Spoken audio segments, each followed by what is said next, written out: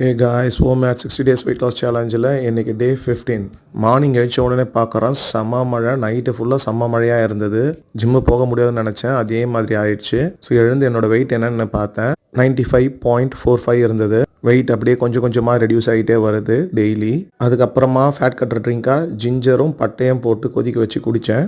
எப்படியாவது ஜிம்மு போகலான்னு நினச்சேன், ஆனால் செம்ம மழை, அதனால் ஜிம்மு எங்கேயும் போக முடியல. அதனால் வீட்லேயே கொஞ்சம் நேரம் வாக்கிங் பண்ணேன்.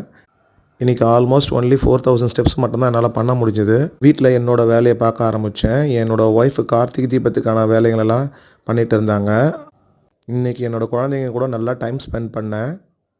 செம்ம கிளைமேட்டு, அதனால் நான் டீ குடித்தேன். டீ குடித்தா வெயிட் ரெடியூஸ் ஆகாதுன்னு சொல்லுவாங்க, அப்படிலாம் கிடையாது. கேலரி டெஃபிசிட்குள்ளே இருந்தால் எல்லாமே ரெடியூஸ் ஆகும். 20 ஹவர்ஸ் ஃபாஸ்டிங் இருந்துட்டு கொய்யா பழத்தில் தான் நான் பிரேக் பண்ணேன். அப்புறம் என்னோடய மெயின் மீலை எடுத்துக்கிட்டேன். இதுதான் என்னோடய மீல். ஓகே கைஸ், நாளைக்கு பார்க்கலாம்.